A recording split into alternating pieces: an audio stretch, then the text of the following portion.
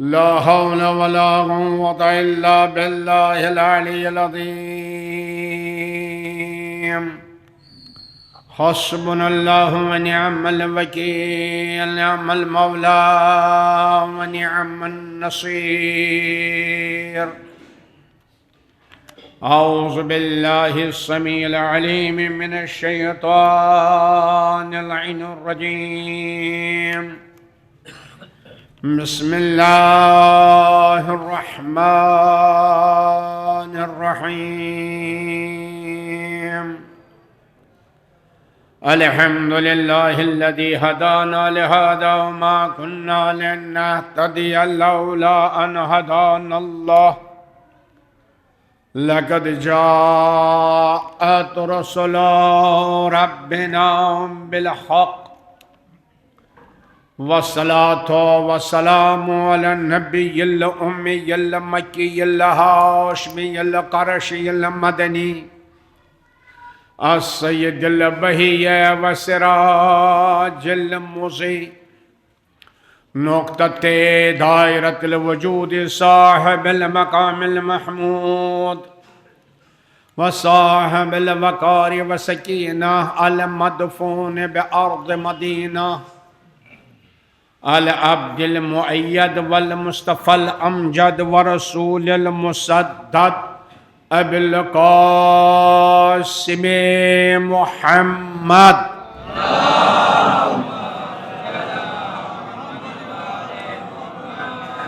وعلى آله الطيبين الطاهرين المعصومين المظلومين الغر الميامين المنتجبين الأكرمين، الذين أذهب الله عنهم الرجس وطهرهم تطهيرا.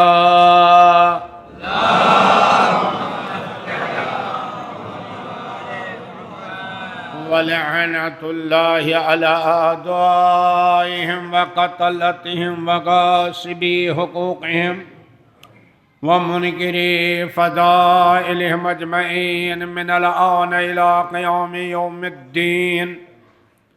أما بعد، فقد قال سبحانه تبارك وتعالى في محكم كتابه المبين وفرقانه المتين، وهو أصدق الصادقين وقوله الحق. بسم الله الرحمن الرحيم.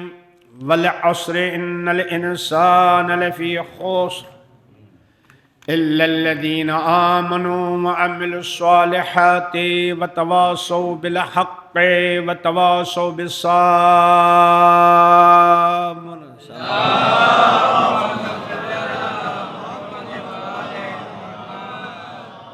ارباب ایمان، اولاً گزارش ہے کہ ایک مرتبہ سورہ حمد اور 3 مرتبہ سورہ قل هو اللہ احد پڑھ کے مرحوم عباس علی کربلائی، ابن توکل حسین، رجب علی مرحوم ابن توکل حسین، ظفر عباس مرحوم ابن الحاج علی جعفر مرحوم، رحمت بانو مرحومہ، حسینہ بانو مرحومہ اور تمام مومنین مومنات کی روح کو ایصال فرمائیں۔ بسم اللہ الرحمن الرحیم، الحمد للہ رب العالمین، الرحمن الرحیم، مالک یوم الدین، ایاک نعبد و ایاک نستعین، اہدنا الصراط المستقیم، صراط الذین انعمت علیہم غیر المغضوب علیہم ولا الضالین۔ بسم اللہ الرحمن الرحیم، قل هو اللہ احد اللہ الصمد لم یلد ولم یولد ولم یکن له کفوا احد۔ بسم اللہ الرحمن الرحیم، قل هو اللہ احد اللہ الصمد لم یلد ولم یولد ولم یکن له کفوا احد۔ بسم اللہ الرحمن الرحیم، قل هو اللہ احد اللہ الصمد لم یلد ولم یولد ولم یکن له کفوا احد۔ کذالک اللہ ربنا، اللہم اغفرہم واحشرہم علی الائمۃ الطاہرین وارحمہم وموتانا برحمتک یا ارحم الراحمین، بر محمد و آل محمد صلوات۔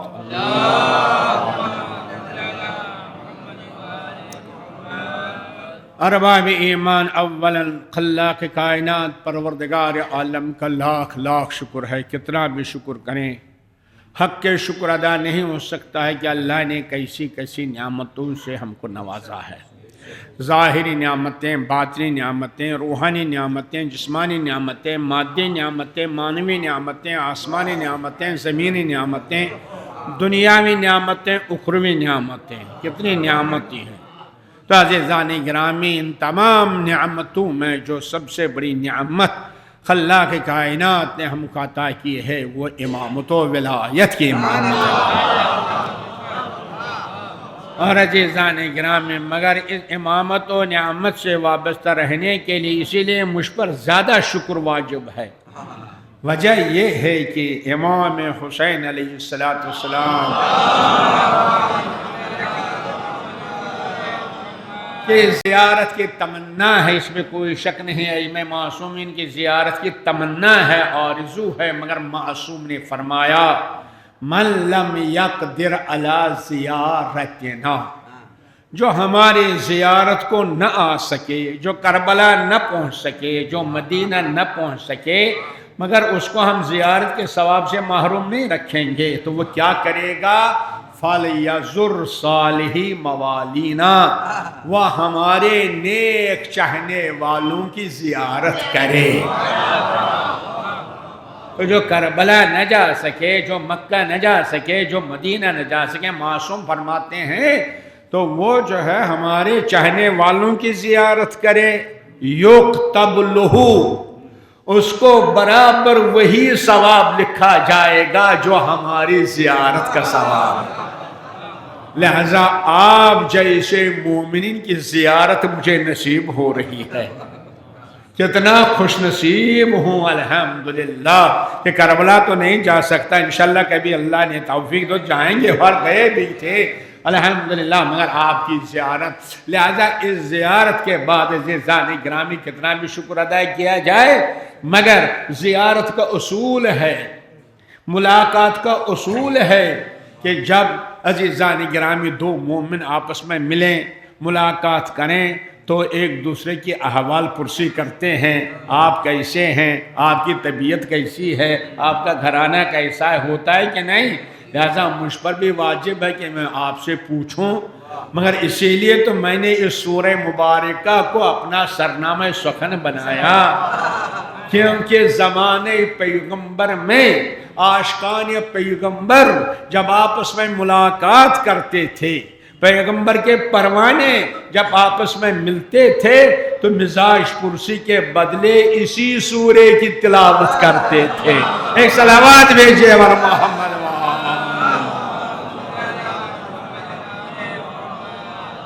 اسی سورے کی تلاوت کرتے تھے مزاج پرسی کے بدلے، گھر کے احوالات پوچھنے کے بدلے۔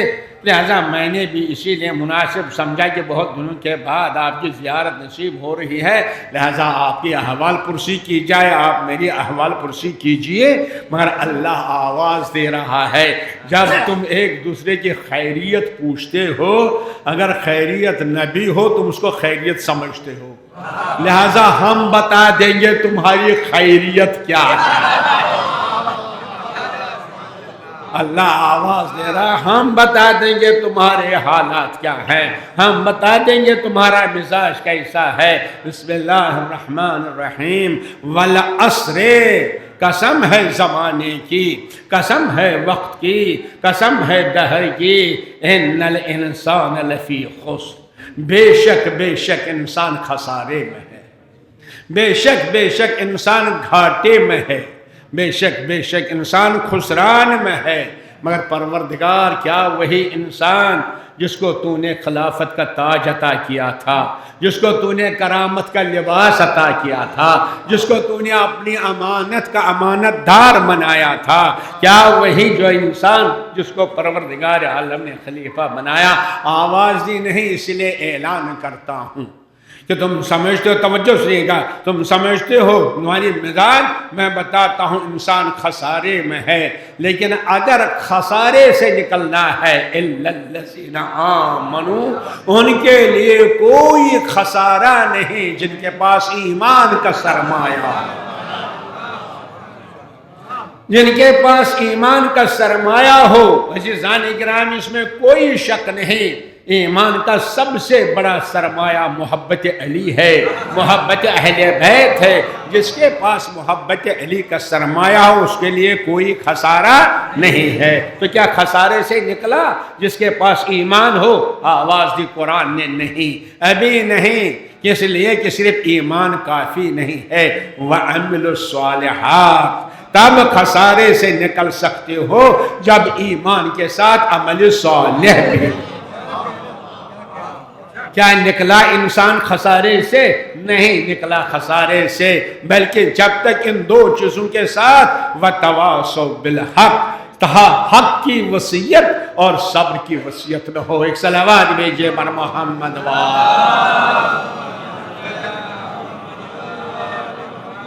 لہذا خسارے سے نکلنے کے لیے، نقصان سے نکلنے کے لیے 4 سبجیکٹ میں، 4 مضمون میں کامیاب ہونا ضروری ہے۔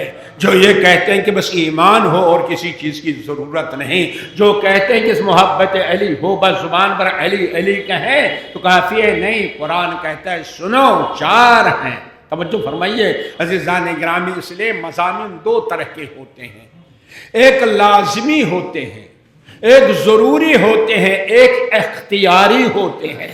اختیار ہوتا ہے یہ کرو یا یہ کرو، یہ کرو یا یہ کرو، جیسے یونیورسٹیوں میں ہوتا ہے آپ یہ مضمون لے لیجئے یا یہ مضمون لے لیجئے، مثلا سائنس لے لیجئے یا ہسٹری لے لیجئے یا سوکس لے لیجئے، ہوتا ہے کہ نہیں؟ تو جہاں پر اختیار ہوتا ہے وہاں پر او استعمال ہوتا ہے، یا یہ، لیکن جہاں یہ بھی ضروری وہاں او نہیں، وہاں واو استعمال ہوتا ہے۔ تو قرآن مجید نے کہا اِلَّا الَّذِينَ آمَنُوا وَعَمِلُوا الصَّالِحَاتِ، یہ نہیں کہا کہ اس میں کامیاب ہو جاؤ یا اس میں، نہیں، ایسا نہیں۔ جتنا کامیابی ایمان کے مضمون میں ضروری ہے اتنی ہی کامیابی عمل صالح میں ضروری ہے، اور جتنی کامیابی عمل صالح میں ضروری ہے، بس یہ نہ سمجھو میں نے نماز پڑھی تو میں کامیاب ہو گیا، توجہ سنیے گا، یہ نہ سمجھئے کہ میں روزہ رکھتا ہوں، یہ نہ سمجھئے میرا بچہ پڑھ رہا تو میں کامیاب ہوں، نہیں۔ وَتَوَاصَوْا بِالْحَقِّ، علماء بیٹھے ہوئے ہیں، زیادہ بحث نہیں کروں گا عزیزان گرامی۔ یہ تواصو یہ باب تفاعل سے ہے، اگر خاندانی تفاعل عربی میں ہے، یعنی اگر یہ کہا جائے گا وصا، اس نے وصیت کی، یعنی ایک نے وصیت کی، بس میں نے وصیت کی آپ کو ماننا ہے، اس کو وصا کہتے ہیں۔ لیکن اگر آپ اس کو کہیں گے تواصو، تو تواصو میں ایک وصیت نہیں، یہ ان کو وصیت کر رہا ہے، وہ ان کو وصیت کر رہا ہے، متوجہ ہے کہ نہیں؟ لہذا صرف ہم حق پر ہیں یہ کافی نہیں، یہ دیکھو ہمسایہ بھی حق پر ہے کہ نہیں، رشتہ دار حق پر ہے کہ نہیں، یہ دیکھو ہمارے عزیز حق پر ہیں کہ نہیں، وَتَوَاصَوْا بِالصَّبْرِ، اور آپس میں دیکھو صبر کی منزل ہے کہ نہیں۔ یہ تو بہت سے مضامین ہیں، میں زیادہ بحث نہیں کروں گا، البتہ عزیزان گرامی قرآن کہتا ہے وَالْعَصْرِ، قسم ہے زمانے کی، قسم ہے وقت کی، قسم ہے دہر کی، کس زمانے کی قسم؟ اس میں کوئی شک نہیں عزیزان گرامی، علماء نے بحث کی ہے، اور بہرحال کسی نے کوئی زمانہ، ہاں یقیناً میں ان سے اختلاف نہیں کرتا۔ کوئی کہتا ہے عصر آدم کی قسم جب کہ خلافت کا تاج ملا، کوئی کہتا ہے اس زمانے کی قسم جب جناب نوح نے کشتی بنائی لوگوں کو نجات عطا کی، کوئی کہتا ہے کہ اس زمانے کی قسم جب جناب ابراہیم نے نار نمرودی کو گلزار بنا دیا، کوئی کہتا ہے اس زمانے کی قسم جس زمانے میں پیغمبر اسلام صلی اللہ علیہ وسلم کا نور رسالت پھیل گیا۔ مگر عزیزان گرامی یقیناً یہ تمام مصادیق صحیح ہے، لیکن قرآن مجید کا مزاج یہ ہے، ایک لفظ کا دوسرے لفظ سے اتنا گہرا تعلق ہوتا ہے، اگر ایک لفظ کو سمجھنا ہے تو دوسرے کو لفظ کو بھی ضرور سمجھیے۔ توجہ فرمائیے گا، قرآن کہتا ہے والعصر، قسم ہے زمانے کی، مگر توجہ کیجئے اللہ کیوں قسم کھا رہا ہے؟ بھائی ہم اس لیے قسم کھا رہے ہیں کہ دوسرے کو یقین دلانا ہوتا ہے کہ میں سچ بول رہا ہوں، ہے نا بھائی؟ مثلا میں نے کوئی بات کہی، آپ کو شک ہو گیا تو میں قسم کھا رہا ہوں کہ دیکھیے میں جھوٹ نہیں بول رہا، میں سچ بول رہا ہوں، متوجہ ہے کہ نہیں؟ تو میں اس لیے قسم کھا رہا ہوں کہ مجھے دوسرے کو یقین دلانا ہے، تو کیا پروردگار عالم بھی کسی کو یقین دلائے؟ ارے وہ تو اصدق الصادقین ہے، کیا وہ بھی لوگوں کو یقین دلائے کہ میں سچ بول رہا ہوں؟ وہ صداقت ہی صداقت ہے۔ اور دوسری پریشانی یہ ہے جب قسم کھائی جاتی ہے اس چیز کی قسم کھائی جاتی ہے جو اپنے سے افضل ہو، ہے بھائی؟ کوئی قرآن کی قسم کھاتا ہے، کوئی امام کی قسم کھاتا ہے، کوئی ابی الفضل کی قسم کھاتا ہے، کوئی پیغمبر کی، کیوں ہم سے بلند ہے؟ تو کیا اللہ سے بلند کوئی شے ہے؟ نہیں، اللہ نے آواز دی، یہ میرے لیے مجبوری ہے، معاف کیجئے گا عزیزان گرامی، میں نے ایک جملہ مجبوری کا کہا، ایک صلوات بھیجئے بر محمد و آل محمد۔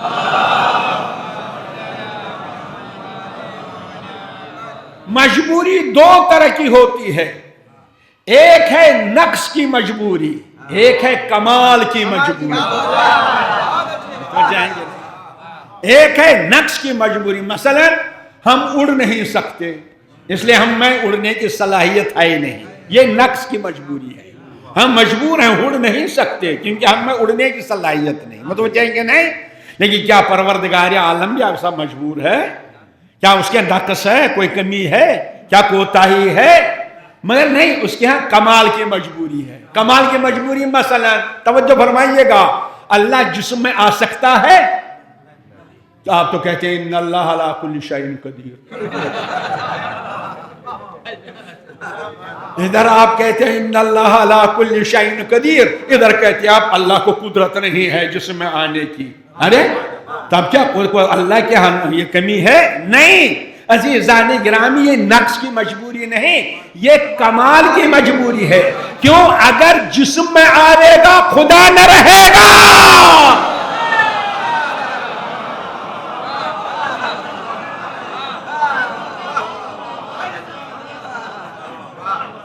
اگر جسم میں آئے گا خدا نہیں رہے گا، عزیزان گرامی عیب پیدا ہو جائے گا، کمزوری پیدا ہو جائے، ایسا یہ کمال کی مجبوری ہے۔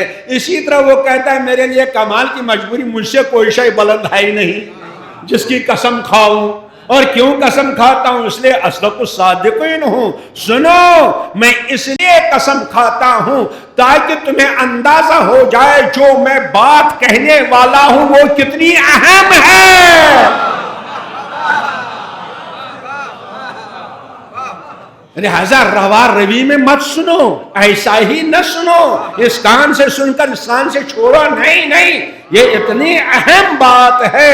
والعصر، قسم ہے، قسم کھا رہا ہے اللہ، قسم ہے زمانے کی، بات سنو جوانوں، بات سنو بزرگوں، کتنی اہم بات ہے، اور اسی کی قسم کھاتا ہے، آواز دیتا ہے جو میری نظر میں بڑی اہمیت رکھتا ہے، جو بڑی قدر و قیمت رکھتا ہے۔ تو کون سا زمانہ؟ اگر آپ کو زمانے کو سمجھنا ہے تو اس کے بعد جواب قسم کیا ہے؟ وَالْعَصْرِ إِنَّ الْإِنسَانَ لَفِي خُسْرٍ، قسم ہے زمانے کی، انسان خسارے میں ہے۔ ہم نے ترجمہ کیا گھاٹے میں ہے، صحیح ترجمہ نہیں ہے۔ ہم نے ترجمہ کیا انسان نقصان میں ہے، نہیں، صحیح ترجمہ نہیں ہے۔ اگر ہم نے خسارے کو سمجھ لیا اصل خود بخود سمجھ میں آئے گا۔ ارے عزیزان گرامی، یقیناً کیا جائے، یہ اردو کی تنگ دامانی ہے کہ ہم نے نقصان کا بھی ترجمہ گھاٹا کیا، خسارے کا ترجمہ بھی گھاٹا کیا۔ لیکن خسارہ اس کو نہیں کہتے، لیکن خسارہ کس کو کہتے ہیں؟ گھاٹا یہ ہے، نقصان یہ ہے۔ اگر کوئی، چنانچہ اسی لیے عزیزان گرامی پروردگار عالم نے ایسا لفظ استعمال کیا ہے تاکہ تجارت بھی سمجھ میں آ جائے۔ اگر کوئی انسان 10,000 کی پونجی کاروبار میں لگا دے گا، 10,000 روپیہ لگا دیا، 9,000 واپس آ گئے، 1,000 ضائع ہوا، یہ گھاٹا ہے۔ اگر 2,000 ضائع ہوئے، 8,000 واپس آئے، یہ نقصان ہے۔ اگر 5000 ضائع ہوئے 5000 واپس آ گئے یہ گھاٹا ہے. اگر 9000 ضائع ہو گئے 1000 واپس آیا یہ گھاٹا ہے. اس کو خسران نہیں کہتے. پھر خسران کس کو کہتے ہیں؟ بس عزیزان گرامی علماء فرماتے ہیں اس وقت سمجھ میں آ گیا جب ایک برف بیچنے والا برف بیچ رہا تھا. ارے بازار گئے 100 روپے کا برف خرید کے لائے. جب 100 روپے کا برف خرید کے لائے اور 100 روپے ہے اور اس کے بعد یہ برف لے کے آئے سورج کی گرمی میں چھوڑ دیا پرغفلت کی نیند سو گیا. بتائیے ہے نا بھائی 100 روپے کا برف 200 روپے کا برف آفتاب کی تمازت میں سورج کی گرمی میں چھوڑ کے سو گیا. اب جب سورج ڈوبنے لگا تب جاگ گیا. اے کاش پہلے جاگ گیا ہوتا.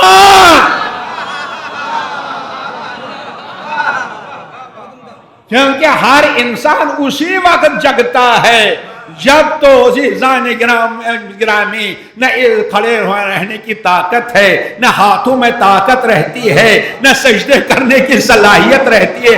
اب جاگ جاتا ہے جب بڑھاپا آتا ہے. کاش پہلے جگ گیا ہوتا جب جوانی تھی. اب جگ گئے تو جاگ گیا. عزیزان گرامی جیسے جگ گیا اب دیکھا برف کیا ہوا ہوگا. دیکھ رہا ہے برف کو برف ہے کہاں دیکھا پانی پانی ہو چکا ہے. کہاں گیا کہاں گیا 1 روپیہ واپس آوے گا 2 روپیہ واپس آوے گا. ارے کچھ نہیں بلکہ پانی پانی ہو کے زمین میں جذب ہو کے اسی کو خسارہ کہتے ہیں. اسی لیے کہتے ہیں راس المال کا خسارہ ہو گیا. یعنی عربی یہی کہتے ہیں عربی میں خسارہ اسی کو کہتے ہیں جہاں پوری پونجی ضائع ہو جاتی ہے. بس عزیزان گرامی اللہ نے آواز دی نوجوان سنو جوانوں سنو. اللہ نے آواز دی والعصر ان الانسان لفی خسر. قسم ہے زمانے کی یہ زمانے کی قسم. اے انسان قسم ہے تیری عمر کی. اے جوان قسم ہے تیری جوانی کی. اے 60 برس کے انسان قسم ہے 60 برسوں کی.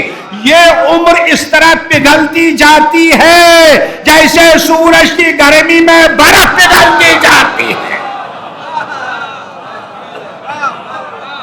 ایک صلوات بھیج رہے ہیں بر محمد وآل محمد.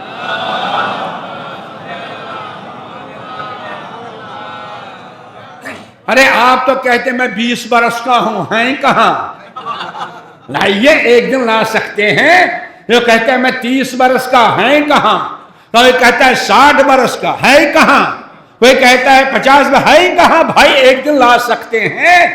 ارے جو زمانہ گزر گیا اس طرح پگھل گئی جسے برف.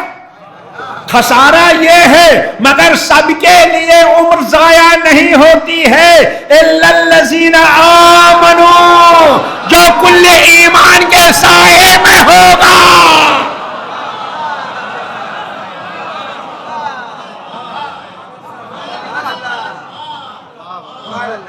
جو کل ایمان کے سائے میں ہوگا اس کی عمر ضائع نہیں ہوگی. متوجہ رہیے گا متوجہ رہیے گا عزیزان گرامی. نہیں بس میں کیا سائے میں رہنا ہے تو کیسے محفوظ رہے گا کیسے محفوظ رہے گا. پروردگار تو بتا دے ہماری عمر کا برف کہاں محفوظ رہے گا. آواز دی دیکھو ماشاءاللہ شعراء تو سامنے بیٹھے ہیں. ان کے سامنے بہرحال یہ تو ایک لفظ میں پورا دریا بھر دیتے ہیں ہے نا بھائی ایک شعر میں. اسی لیے ایک شاعر نے کہا کہ سنو اگر اس برف کے ٹکڑے کو بچانا ہے تو کیا کرنا پڑے گا. میں نے ایک جگہ کہا تھا اس برف کو جو آپ خرید کے لائے اس کو بچائیے ضائع نہ ہو یہ مٹ نہ جائے. تو کہا ہم جو فریج میں رکھیں گے. میں نے کہا لائٹ بھی تو رہنی چاہیے.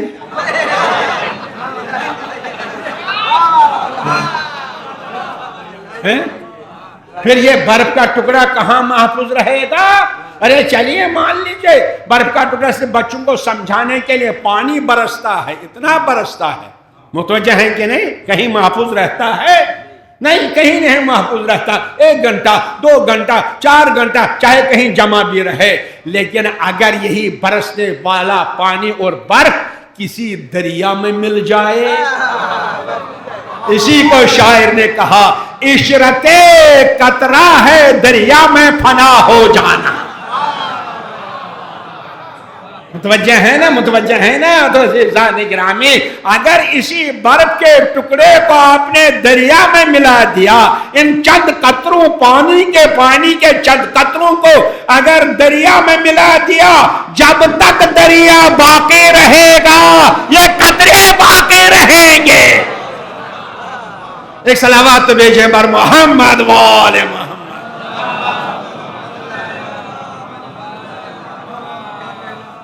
متوجہ ہے کہ نہیں؟ یعنی یہ قطرے جب دریا میں مل جائیں گے، اب جب تک دریا باقی رہے گا یہ قطرے باقی ہیں. اگر سمندر میں مل جائے گا جب تک سمندر باقی رہے گا، مگر شرط یہ ہے اپنے کو بچائے نہیں، قطرہ اپنے کو محفوظ نہ رکھے، مل جائے اپنے وجود کو مٹا دے.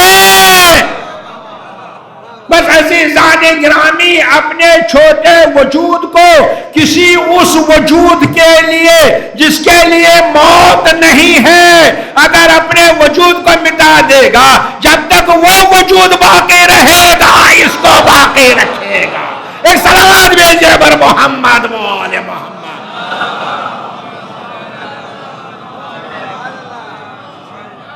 مل جل کے صلوات بھیجے بر محمد وآل محمد.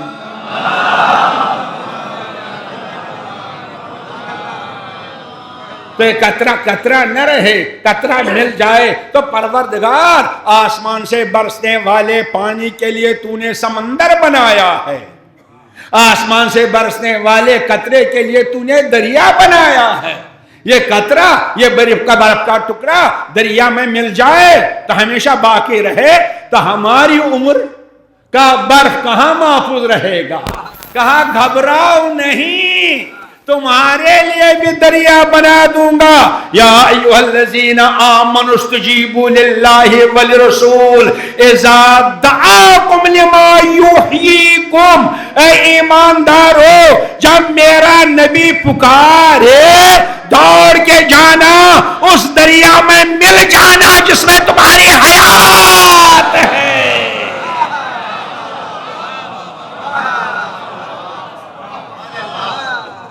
اس دریا میں ڈوب جاؤ، اس دریا میں اتر جاؤ، اس دریا میں اپنے کو ملاؤ جس میں تمہاری حیات ہے، جو کبھی فنا ہونے والا نہیں. پروردگار وہ کون سا دریا ہے؟ آپ مجھ سے نہ پوچھو، میں نے کہا رسول کی آواز پر لبیک کہو، میرا حبیب بتائے گا وہ دریا کون سا ہے جس میں مل کے تم ہمیشہ باقی رہو گے. من مات علی حب آل محمد مات شہیدا. ایک صلوات بھیجیں بر محمد وآل محمد.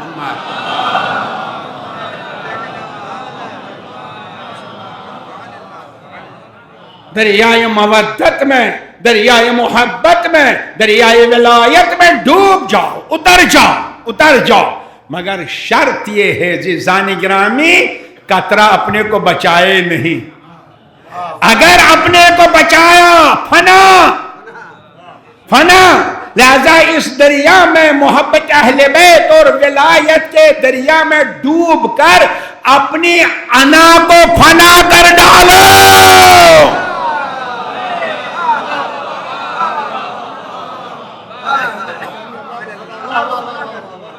اپنی انا کو فنا کر ڈالو. آپ نہ کہو میں کہتا ہوں، آپ نہ کہو کہ میں ہوں، آپ نہ کہو میرا خیال ہے، بلکہ کہو رسول کیا کہہ رہے ہیں، علی کیا کہہ رہے ہیں، فاطمہ کیا کہہ رہی ہے. صلوات بھیجے بر محمد وآل محمد.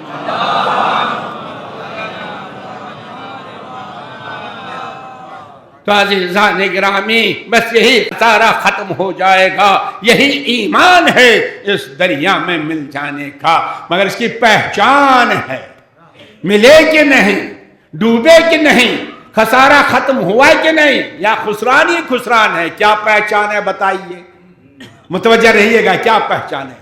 پہلی پہچان ہے جو قطرہ دریا میں مل جاتا ہے وہ دریا کی صفت کو قبول کرتا ہے۔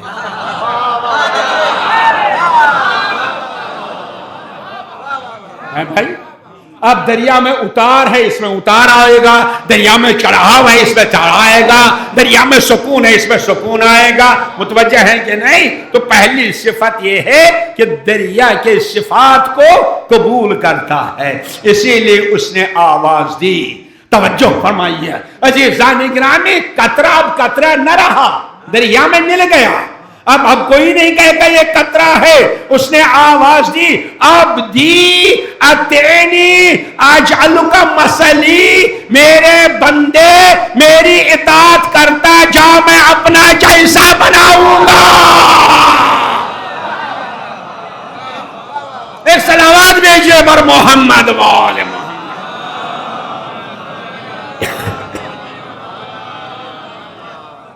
اس نے آواز دی کہ تو میری اطاعت کرتا جا، میں تجھے اپنا جیسا بناؤں گا۔ تو میری شان کیا ہے؟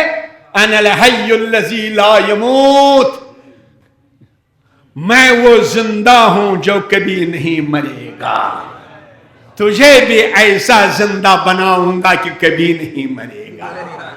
اجعلک حیا لا تموت، تجھے بھی زندہ بناؤں گا۔ سنو میری شان کیا ہے؟ انا الغنی الذی لا یفتقر، میں وہ غنی ہوں، بے نیاز ہوں، کسی کا محتاج نہیں، تجھے بھی غنی بنا دوں گا، تو کسی کا محتاج نہیں رہے گا، تو کسی کا محتاج نہیں رہے گا، مگر شرط یہ ہے کہ دریا میں مل جا، میری اطاعت کرتا جا، دنیا ایک طرف رہے، سپر پاور ایک طرف رہے، دنیا ایک طرف رہے، مگر میں تم کو ان کا محتاج نہیں رکھوں گا، تم میری اطاعت کرتا جا۔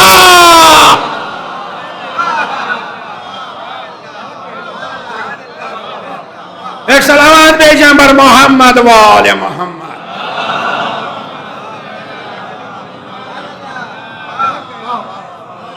تو میری اطاعت کرتا جا، تو مجھ سے رابطہ رکھ، میں تجھے غنی بنا دوں گا، اور میں وہ ہوں۔ تو یہ صفات ہیں اس میں، یہ دیکھیے آپ کے صفات آ گئے کہ نہیں۔ عزیزان گرامی، میں سے ایک جملہ عرض کرنا چاہتا ہوں، یہاں پروردگار عالم کہتا ہے عبدی، اے میرے بندے تو میری اطاعت کرتا جا۔ یعنی بندہ کون ہے؟ غلام رسول۔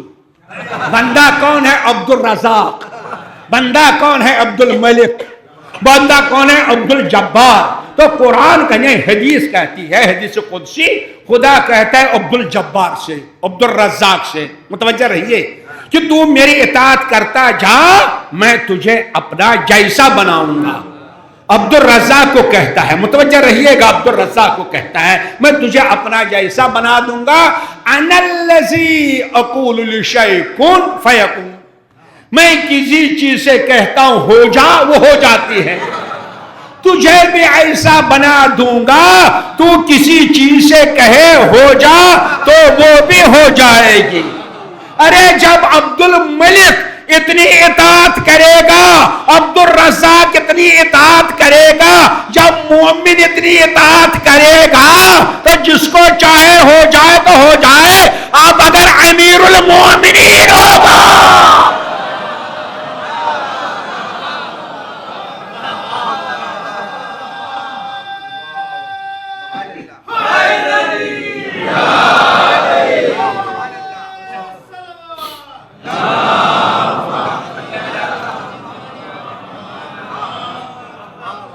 اب امیر المومنین کی شان کیا ہوگی؟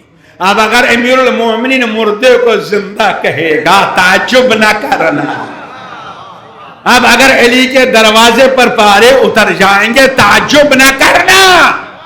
یہ تو اس بندے کی شان ہے، مگر شاذان گرامی اس دریا میں مل کر رنگ لینا ہے۔ رنگ لے لیجئے عزیزان گرامی۔ اب بتائیے اس کا رنگ کیسا ہے؟ اس دریا کا رنگ کیسا ہے؟ دریائی ولایت ہے، دریائی امامت ہے، دریائی تطہیر ہے، جو نام رکھیے گا۔ یہ سمندر ہے، اس میں مل جائیے، جیسے قطرہ دریا میں مل جاتا ہے، قرآن کہتا ہے دوڑ کے آ جاؤ، اپنے کو ملا دو، زندہ رہو گے۔ تو رنگ لینا ہے نا، تو کالا رنگ ہے، سفید رنگ ہے، پیلا رنگ ہے؟ نہیں عزیزان گرامی، جو اس دریا میں ڈوب جاتا ہے وہ وہاں کا رنگ لیتا ہے۔ وہاں کالا رنگ نہیں، وہاں سفید رنگ نہیں، وہاں لال رنگ نہیں، وہاں رحمتاً للعالمین کی رحمت کا رنگ ہے۔ دیکھیے مجلس کے بعد آپ میں رحم آیا کہ نہیں، رنگ آیا کہ نہیں؟ یہاں علی کی شجاعت کا رنگ ہے، یہاں فاطمہ کی طہارت کا رنگ ہے، یہاں حسن کے خلق حسنی کا رنگ ہے۔ اخلاق حسنی آ گئے کہ نہیں؟ مل گئے؟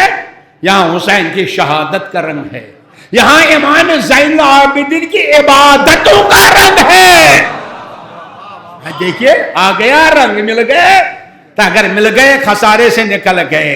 یہاں امام محمد باقر کے علم کا رنگ ہے، جاہل نہ رہیے، عالم بن جائیے، عالم بن جائیے، علم حاصل کیجئے۔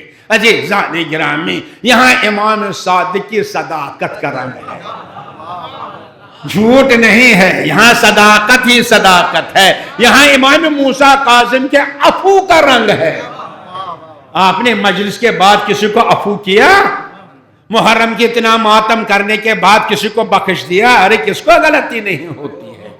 اسی لیے امام زین العابدین نے بتایا تھا، اٹھا ہاتھ، پروردگار عالم سے کہو، آواز دو، انزلت فی کتابک ان نعفو عمن ظلمنا، اے پروردگار تو نے قرآن میں کہا ہے اس کو بخش دو جس نے تم پر ظلم کیا، جس نے کوئی خطا کی۔ پروردگار تیرا حکم ہے، اب میں ہی گناہگار ہوں، پہلے مجھے بخش دے، کیونکہ تو کہنے والا ہے۔ متوجہ ہیں کہ نہیں؟ تو اس کا مطلب یہ قرآن کہتا ہے اگر آپ چاہتے ہیں کہ آپ کے گناہوں کو کوئی بخش دے، اللہ بخش دے، آپ دوسروں کی غلطیوں کو بخش دیجئے۔ اگر آپ چاہتے ہیں کہ آپ کے عیوب پر پردہ رہے، آپ دوسرے کے عیوب پر پردہ ڈالیے۔ ایک صلوات بھیجیں بر محمد و آل محمد۔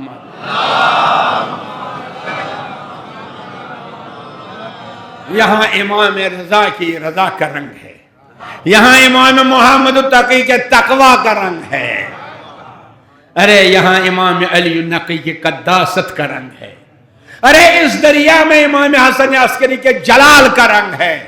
ارے شک نہ کرو باقی رہے گا کہ نہیں، اس دریا میں ایسا رنگ ہے جو پردے میں باقی بھی ہے، قائم بھی ہے۔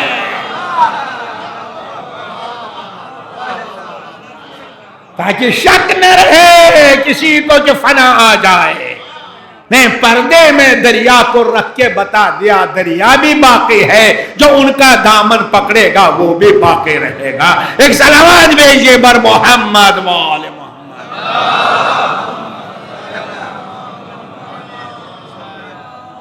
مگر عزیزان گرامی، میرے دوست یہاں علماء ہیں، بہرحال جسارت کر رہا ہوں الحمدللہ، مگر ان باتوں کی طرف ہمیں توجہ کرنی ہے۔ مگر افسوس ہے جو ہم کو طہارت دینے آئے تھے، جو ہم کو بقا دینے آئے تھے، جو دریا ہم کو رنگ دینے آیا تھا، ہم نے اس کو اپنے رنگ میں رنگنا چاہا، نہیں تو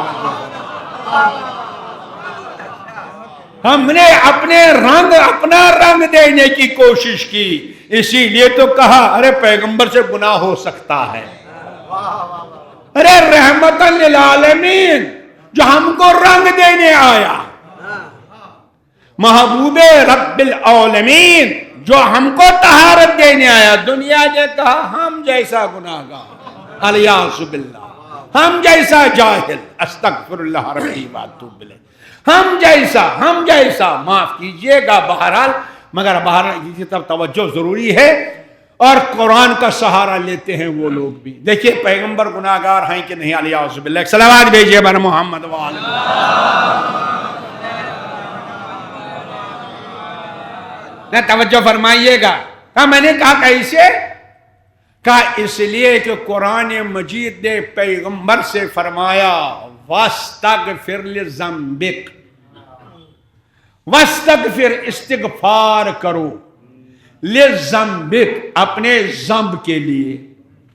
آپ جب ڈکشنری کھولی ذنب کے معنی گناہ، یعنی پیغمبر سے کہا جاتا ہے استغفار کرو اپنے، الیاذ باللہ وہی ترجمہ کروں گا جو دنیا والے ترجمہ کرتے ہیں، اپنے گناہ کے لیے۔ لہذا پیغمبر گناہگار الیاذ باللہ، یعنی کتنے گئے کہ ورنہ قرآن کیوں کہتا ہے استغفار کرو؟ جیسے ماشاءاللہ آپ ہیں نا، آپ ابھی ماشاءاللہ نماز میں پڑھے کہ نہیں، استغفر اللہ ربی واتوب الیہ۔ استغفار کے معنی کیا ہوتا ہے؟ اللہ سے بخشش مانگنا، پروردگار میرے گناہوں کو بخش دے، ہے نا۔ ایک ہے ذنب، بس فوراً ذنب کے معنی گناہ کہاں سے ملا؟ ڈکشنری سے۔ اصل میں مسئلہ یہ ہے عزیزان گرامی، پریشانی یہ ہوتی ہے، توجہ فرمائیے گا، کہ وہ دو بچے تھے، بھائی اور بہن۔ بھائی پڑھ رہا تھا 12th میں، 12ویں جماعت میں، اور بہن پڑھ رہی تھی 10th میں، اور کچھ ہوم ورک کرنا تھا۔ بہن دوڑ کے آ گئی، بھیا یہ بتا دو جھونپڑے کو انگریزی میں کیا کہتے ہیں؟ ہاں بھیا بولو، انگریزی میں جھونپڑے کو کیا کہتے ہیں؟ کہا ہٹ۔ کہا بھیا آتا نہیں تو ڈانٹتے کیوں ہو؟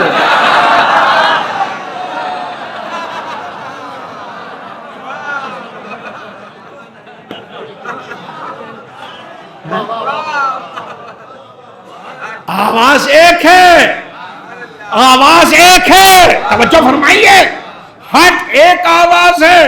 اس نے بھی ہٹ کہا، اس نے بھی ہٹ سنا، کہتا آتا نہیں تو ڈانٹتے کیوں ہو؟ کیا اس نے ڈانٹا تھا؟ نہیں، اس نے کہا تھا HUT ہٹ، اس نے مراد لیا ہیٹ ہٹ۔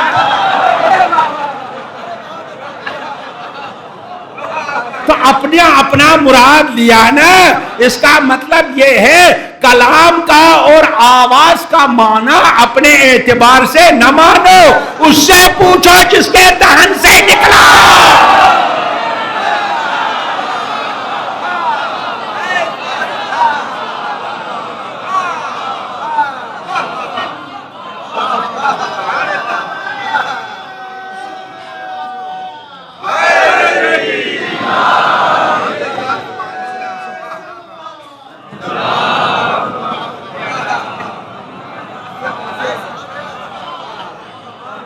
ارے بھائی آواز تو ایک ہی ہے نا، نہیں اس سے پوچھو جس کے دہن سے نکلا۔ اب اگر کلام کا معنی وہی بتا سکتا ہے جس کے دہن سے نکلا، قرآن کو ابن کثیر سے نہ پوچھو، فخر الدین رازی سے نہ پوچھو، قرآن کو اس سے پوچھو جس کے دہن سے نکلا۔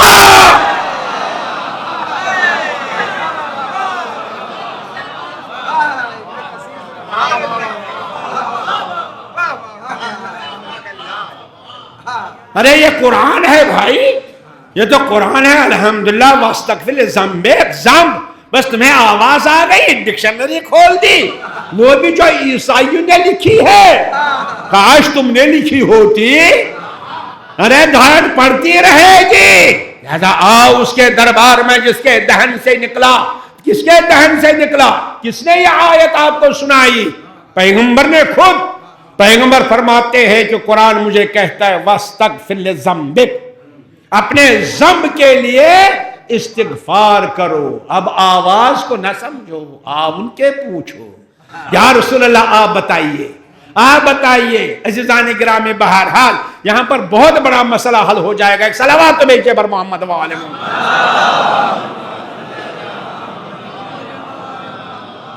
کبھی کبھی ہمارے بچے بھی پوچھتے ہیں، چنانچہ عزیزان گرامی ابو بصیر آ گیا امام جعفر صادق علیہ السلام۔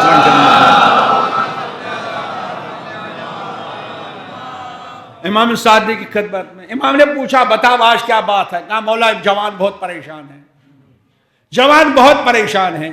یاد رکھیے گا جواب۔ کہا کیوں پریشان ہے؟ کہا مولا سب لوگ سوال کرتے ہیں کہ اگر امامت اتنی اہم ہے تو قرآن میں واضح کیوں نہیں؟ سوال ہے نا۔ اگر علی کی ولایت اتنی اہم ہے جیسے آپ سے سوال کیا جاتا ہے، ہمارے سنی بھائی سوال کرتے ہیں، ارے بھائی اس میں کیا ہے، سوال کرو، امام صادق سے سوال کر رہا ہے ابو بصیر، مولا لوگ کہتے ہیں کہ قرآن میں علی کا نام کیوں نہیں، قرآن میں ولایت ہی کیوں نہیں؟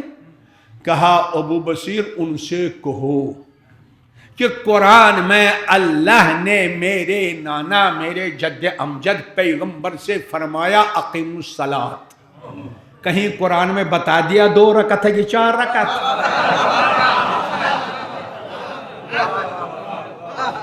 میں سنی بھائیوں سے کہتا ہوں، کہاں لکھا ہے قرآن میں صبح کی 2 رکعت ہے؟ کہاں لکھا ہے ظہر کی 4 رکعت ہے؟ کہاں لکھا ہے عصر کی 4 رکعت ہیں؟ کہاں لکھا ہے کہ 1 رکعت میں 1 رکوع ہے 2 سجدے ہیں؟ کہاں لکھا ہے؟ کہیں لکھا ہے؟ میں سنی بھائی سے پوچھتا ہوں، آپ 1 رکعت 2 رکعت کہاں سے لاتے ہیں؟ ارے ظہر 4 رکعت کیوں پڑھتے ہیں؟ کہا پیغمبر نے فرمایا، پیغمبر نے فرمایا، کہ اس کا مطلب یہ ہے قرآن بھی دہنے پیغمبر سے نکلا، وہ بھی حجت، عمل پیغمبر بھی حجت۔ امام صادق کے فرماتے ہیں، لوگ جاؤ جوانوں سے کہہ دو، جوان سے کہہ دو، لہذا پیغمبر کے دہان سے جو نکلا، ہاں قرآن ہے، حدیث لہذا تفسیر، تو پیغمبر نے عجیب حدیث فرمائی، سب چلیے پیغمبر کی خدمت میں، آواز دی، سنو جوانو، کن زمبا ولا تکن رأسا، زمب بن جاؤ، ہاں پیغمبر فرما رہے ہیں، کیا فرما رہے ہیں؟ زمب بن جاؤ۔ آپ ڈکشنری کھولیے، گناہ بن جاؤ۔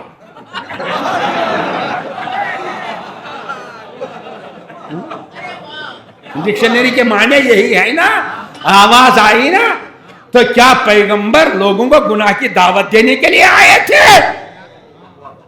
سورہ جمعہ آواز دے رہا ہے، یزکیہم، پروردگار پیغمبر طہارت دینے کے لیے آئے تھے، گناہوں سے بچانے کے لیے۔ تو اب جو پیغمبر نے فرمایا کن زمبا، زم بن جاؤ، ہاں گناہ بن جاؤ، تو پیغمبر نے فرمایا نہیں، کبھی کبھی لفظ کے معنی ضد سے پہچانے جاتے ہیں، اسی لیے میں نے کہا کن زمبا ولا تکن رأسا، زمب بن جاؤ، رأس مت بنو۔ رأس کہتے ہیں سر کو، پیغمبر فرماتے ہیں رأس کہتے ہیں سر کو، یعنی سر نہ بننا، زمب بننا۔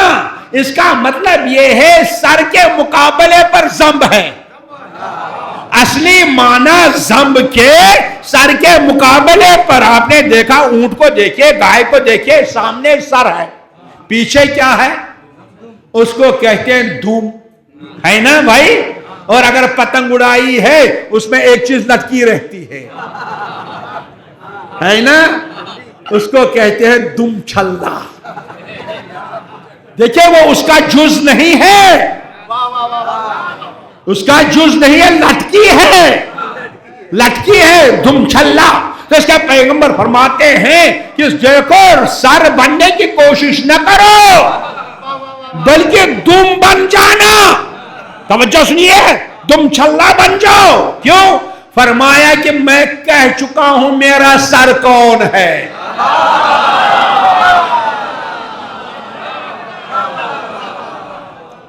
میں کہہ چکا ہوں علی منی بمنزلت الراس من البدن، علی میرا سر ہے، سر بننے کی کوشش نہ کرنا، میرے پیچھے پیچھے چلنا۔ ایک صلوات بھیجیے پر محمد وآل محمد۔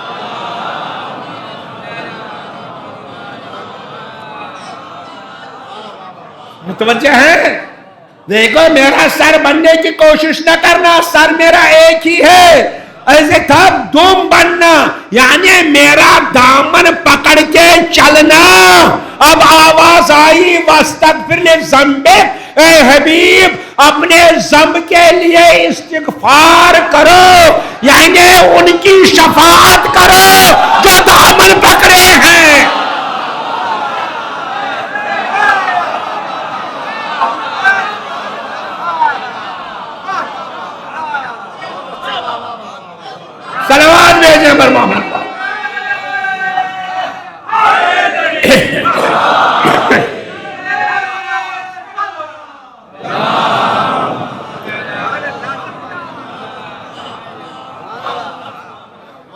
ان کے لیے استغفار کرو، ان کے لیے شفاعت کرو جو آپ کا دامن پکڑ کے چلتے ہیں، آپ سے آگے بڑھتے نہیں، مگر آپ کہیں گے ذنب کے معنی گناہ بھی تو ہے۔ تب ہی تو مولا علی فرماتے ہیں اللہم اغفر لی الذنوب التی تحت کل ذنب۔ مثلا کسی نے نماز نہیں پڑھی، یہ ذنب ہے، کسی نے روزہ نہیں رکھا، یہ ذنب ہے، متوجہ ہے کہ نہیں، کسی نے زکوٰۃ نہیں دی، یہ ذنب ہے۔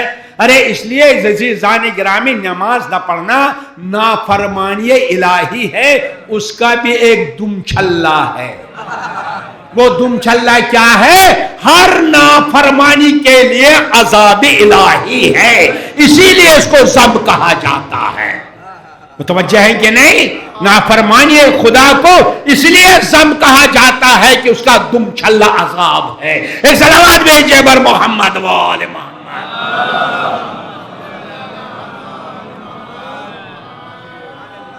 مل جل کے بلند آواز سے صلوات بھیجئے بر محمد۔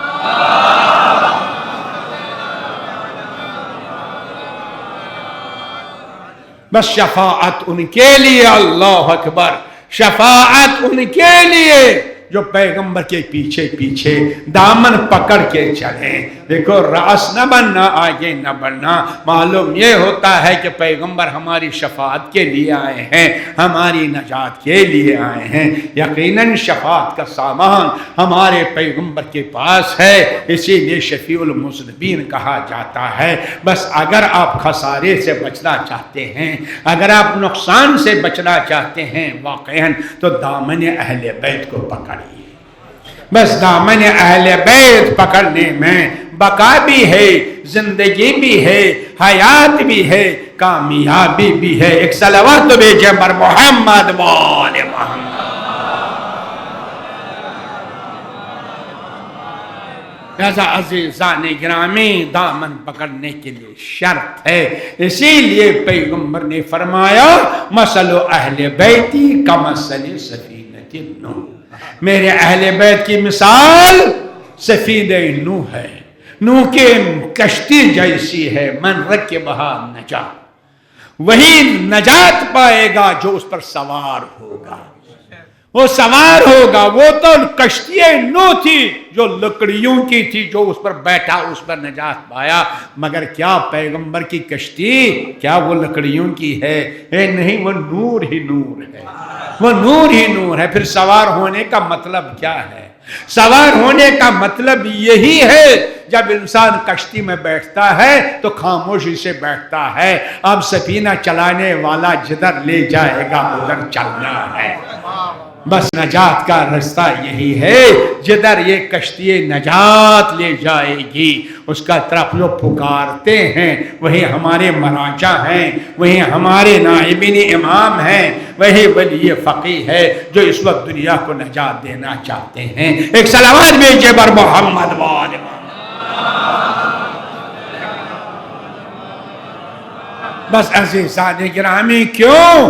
اسی سفینے کے ذریعے ہر ایک کامیاب ہوا، آدم بھی، نوح بھی، ابراہیم بھی، ارے انبیاء خسارے سے بچ گئے، مگر تبھی جب واسطہ دیا محمد و آل محمد کا، تبھی خسارے سے بچ گئے جب اس کشتی کا واسطہ دیا۔ کیا آپ آدم کی توبہ الحمدللہ آپ کو یاد ہے نا؟ کیا وہاں پروردگار اللہم انی اسألک بحق محمد وانت محمود، خدایا تو محمود ہے، تجھے محمد کا واسطہ، تجھے تو اعلیٰ ہے، تجھے علی کا واسطہ، تو فاطر ہے، تجھے فاطمہ کا واسطہ، تو محسن ہے، تجھے حسن کا واسطہ، تو قدیم الاحسان ہے، تجھے حسین کا واسطہ۔ مگر جیسے ہی یہ پانچواں نام لیا دل بھر آیا، آنکھوں میں آنسو آ گئے، لرزنے لگے، رونے لگے۔ جبریل سامنے تھے، کہا جبریل یہ کیا بات ہے؟ پہلا نام لیا مجھے خوشی ہوئی، دوسرا نام لیا میں نے خوشی ہوئی، تیسرا نام لیا میں نے، دل کو اطمینان ہوا، مگر جب یہ پانچواں نام لیا میرا دل دہلنے لگا، آنکھوں میں آنسو آ گئے، کہا آدم نہیں جانتے یہ حسین ہے، 3 دن کا بھوکا پیاسا کربلا کے میدان میں۔ ہاں عزیزو، اسی لیے تو کہا جاتا ہے والعصر، قسم ہے عصر کی، وہ عصر عاشورہ بھی ہے، جس وقت انسان خسارے میں تھا، مگر جن کے پاس ایمان، جن کے پاس عمل صالح، اللہ اکبر، وہ وہی تھے جنہوں نے حسین کا دامن تھاما تھا۔ اللہ اکبر، ایسے کیسا عمل صالح بجا لاتے رہے، اللہ اکبر، مگر عزادارو ایک مرتبہ جو حسین علیہ السلام سب کو رخصت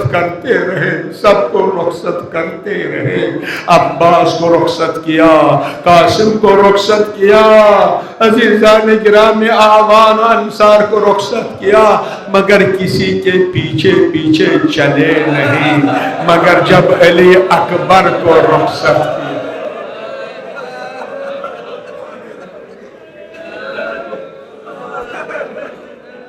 جب علی اکبر کو رخصت کیا، اللہ اکبر، اے مسلمانوں تم نبی کی توہین کر رہے ہو، دیکھو حسین علی اکبر کے پیچھے چلے، ایک مقام پر علی اکبر نے محسوس کیا کچھ زمین پر گر گیا، مڑ کے دیکھا، کیا دیکھا؟ بوڑھا باپ حسین زمین کربلا پر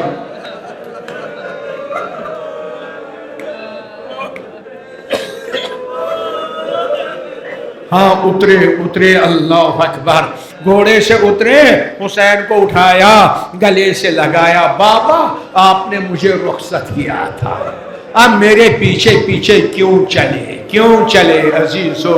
ہاں علماء بیان کرتے ہیں کہ حسین نے فرمایا بیٹا تم ابھی صاحب اولاد نہیں ہو، تمہیں نہیں معلوم درد اولاد کیا ہے، ہاں بہرحال پڑھنے دیجئے، میں منع نہیں کروں گا، مگر میرے استاد نے فرمایا کہ تم اس وقت کا جملہ یاد کرو جب علی اکبر کو رخصت کیا تھا، تب سمجھ میں آئے گا علی اکبر کے پیچھے حسین کیوں چلے۔ کیا فرمایا تھا حسین نے جب علی اکبر چلے؟ قد برز الیہم، اے خدا اب وہ جوان جا رہا ہے جو تیرے نبی کی شبیہ ہے، رفتار میں گفتار میں تیرے حبیب کی شبیہ۔ مجھے جب زیارت کا شوق ہوتا تھا میں علی اکبر کو دیکھتا تھا، ارے سمجھے علی اکبر کے پیچھے اس لیے نہیں نکلے کہ بیٹا ہے، اس لیے نکلے کہ شبیہ پیغمبر۔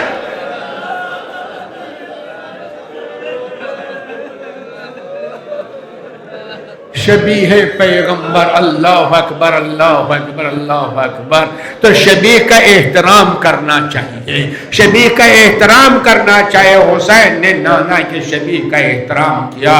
اور عزیزان گرامی ہاں یہ بھی ایک رخ ہے، مگر ایک شخص نے امام زین العابدین سے پوچھا مولا آپ کے بابا نے ہر جگہ صبر کیا مگر ایک جگہ صبر نہ کر سکے، کہا کہاں میرا بابا صبر نہ کر سکا؟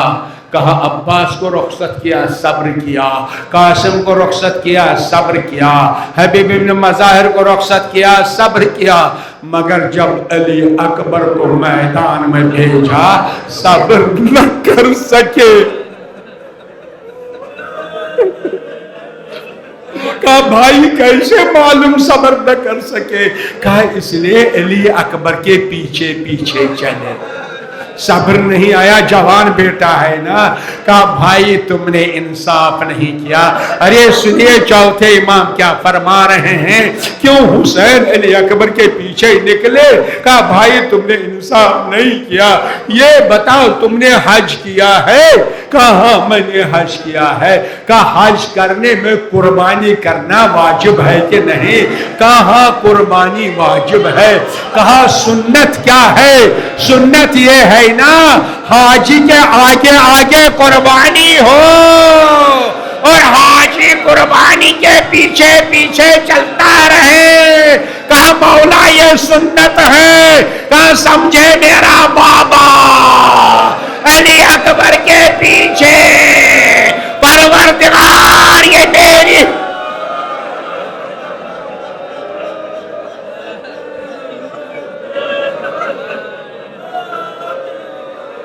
پروردگار یہ میری قربانی ہے، اس کو قبول فرما۔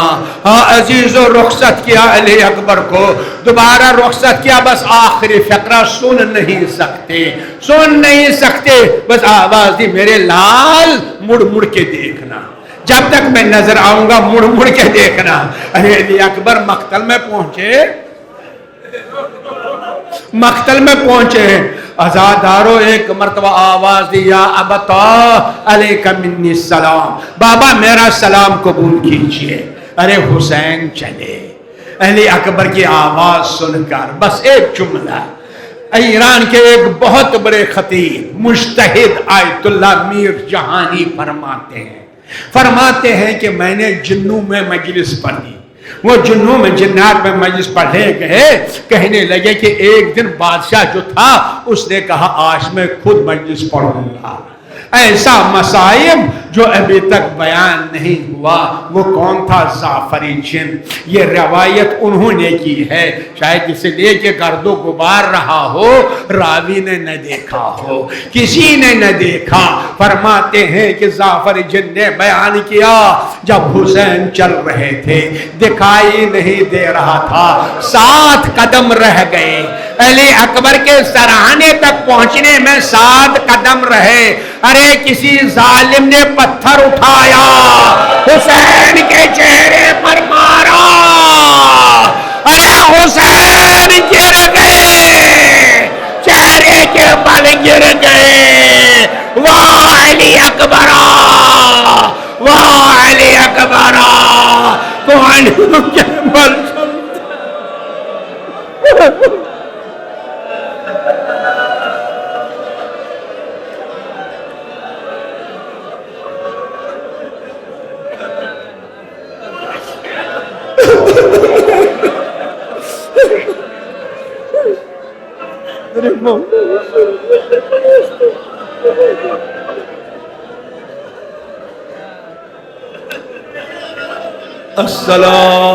السلام علیک یا ابا عبداللہ وعلى الأرواح التي هلت فنائك عليك مني سلام الله أبدا ما بقيت وبقي الليل والنهار ولا جعله الله آخر العهد مني لزيارتكم السلام على الحسين